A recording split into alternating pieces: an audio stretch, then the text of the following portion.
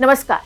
जहां आज पूरा प्रदेश बिहार दिवस बना रहा है, वहीं इसी बीच सुपौल में हुए बड़े हादसे ने सभी को हिलाकर रख दिया है। आपको बता दूं कि बिहार के सुपौल में राज्य का सबसे बड़ा अंडर कंस्ट्रक्शन ब्रिज गिर गया है। बकोर पुल के 3 पिलर का गार्डर गिरने से जहां एक मजदूर की मौत हो गई है, तो वहीं 15 से 20 मजदूर घायल हैं।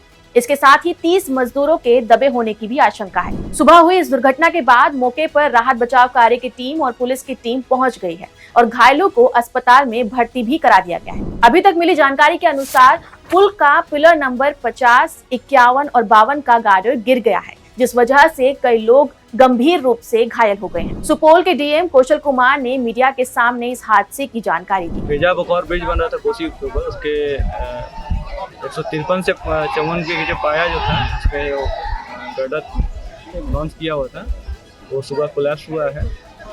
एक व्यक्ति की डेथ हुई है और 10 व्यक्ति इंजर्ड हैं, जिनको अस्पताल में इलाज चल रहा है। आपको बता दूं कि मधुबनी और सुपौल के बीच बकोर पुल का कंस्ट्रक्शन किया जा रहा था, जो आने वाले समय में देश का सबसे लंबा पुल है।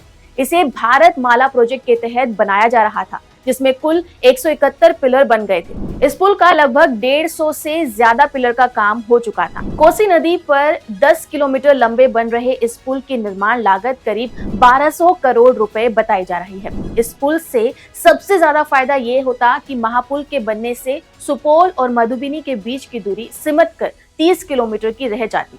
इस पुल के बनने से पहले बरसात में जहां दोनों जगहों के बीच कनेक्शन कट जाता था, वहीं 100 किलोमीटर की दूरी भी बढ़ जाती थी।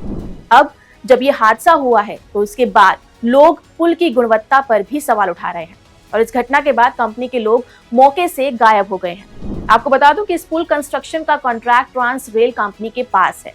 इसको भारत माला प्रोजेक्ट के तहत तैयार किया जा रहा था। और यहाँ पर मैं आपको बता दूं कि बिहार में पुल गिरने का ये सिलसिला कोई नया नहीं है। इससे पहले भी पुल के गिरने के हादसे हो चुके हैं।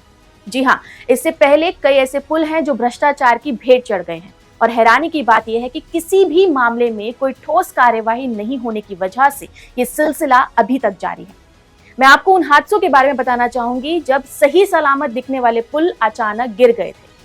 सुपौल से पहले भागलपुर के सुल्तानगंज में अगवानी घाट पर बन रहा पुल 4 जून 2023 को गिर गया था। गंगा नदी पर लगभग 1400 करोड़ की लागत से इसका निर्माण कराया जा रहा था।